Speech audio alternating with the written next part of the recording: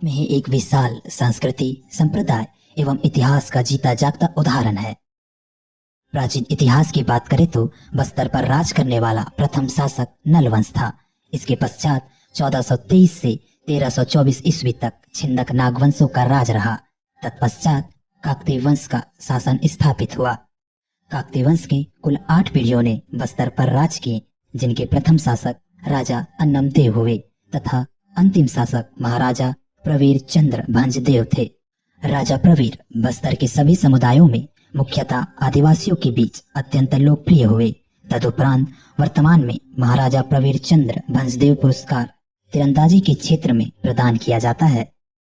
प्राचीन काल से अब तक बस्तर के कई नामकरण हुए हैं, जो बस्तर के पुरातात्विक अस्तित्व को प्रमाणित करता है। रामायण काल में इस क्षेत्र को मधुमंद के नाम से जाना जाता था।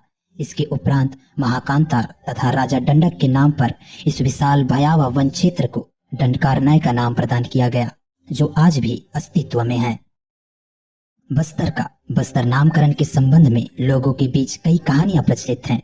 लोगों का कहना है कि देवी दंतेश्वरी को ज्ञात हुआ कि जब काकतीय वंश के शासक उनकी शरण में आए हैं तो वे बेहद प्रसन्न हुई और उनके साथ उत्तर की ओर चल पड़ी। उन्होंने काकतीय वंश के राजा को चेतावनी दी थी कि वे आगे आगे चले तथा पीछे मुड़कर ना देखे।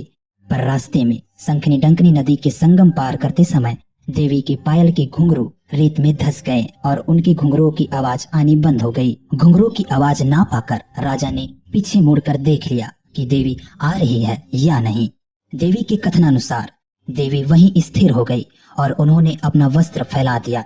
जो भूखंड उनके वस्त्र के नीचे आ गए उस जगह को वस्त्रजन्य कहा गया तथा उस भूखंड को वस्त्र तथा समय के साथ साथ कालांतर में यह बस्तर के नाम से विख्यात हुआ। बस्तर न केवल अपने इतिहास के लिए बल्कि अपने प्राकृतिक सौंदर्य के लिए विश्व प्रख्यात है।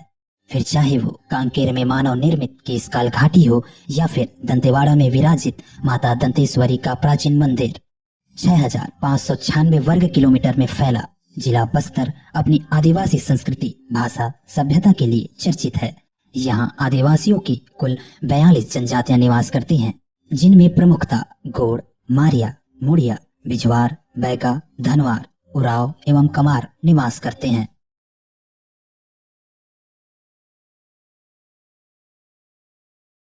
बस्तर के प्रमुख पर्यटन स्थल 5वें नंबर पर है चित्रधारा जलप्रपात। चित्रधारा जलप्रपात बस्तर के सौंदर्य का अद्भुत उदाहरण है। यह जलप्रपात जगदलपुर से 17 किलोमीटर की तथा रायपुर से लगभग 301 किलोमीटर की दूरी पर स्थित है। झरने की ऊपरी हिस्से में श्रद्धालुओं के लिए शिव मंदिर और दूर से झरने की खूबसूरती का लुत्फ उठाने के लिए व्यू पॉइंट बनाया गया है। यह जलप्रपात 50 फीट की ऊंचाई से गिरता है। यह जगह पिकनिक स्पॉट के लिए सबसे अच्छी जगह मानी जाती है।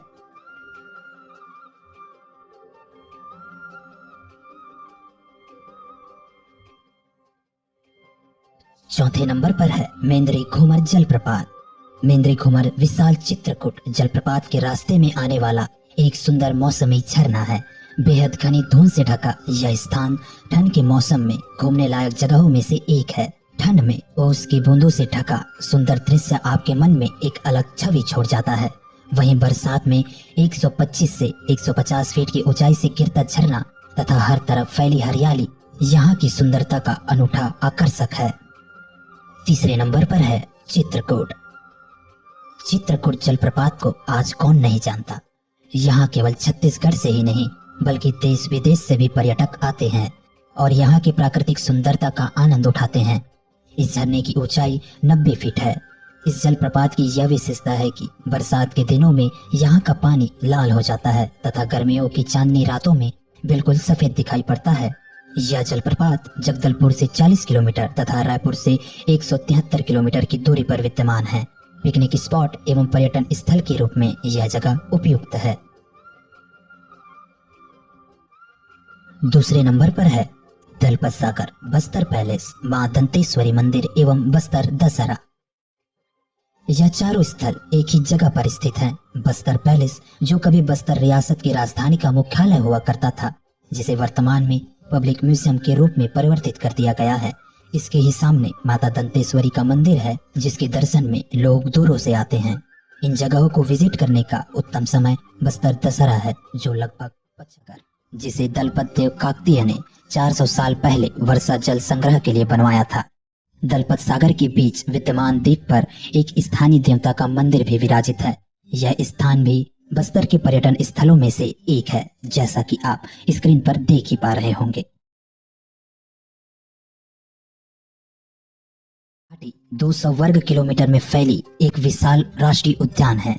जगदलपुर से 21 व रायपुर से 320 किलोमीटर की दूरी पर विराजित कांगेर घाटी को 1982 में राष्ट्रीय उद्यान का दर्जा दिया गया।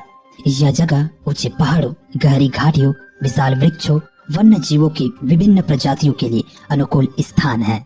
यहाँ प्रमुखतः साल, सागौन एवं बांस के पेड़ बहुतायत मात्रा में मिलते हैं। वृक्षों के अलावा हमारे छत्तीसगढ़ की राजकीय पक्षी पहाड़ी मैना भी इसी घाटी में दिखाई पड़ती है।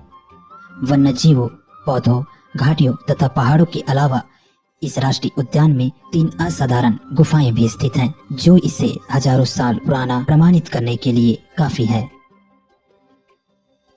इनमें शामिल हैं कैलाश गुफा। कैलाश गुफा इस क्षेत्र की सबसे पुरानी गुफाओं में से एक है।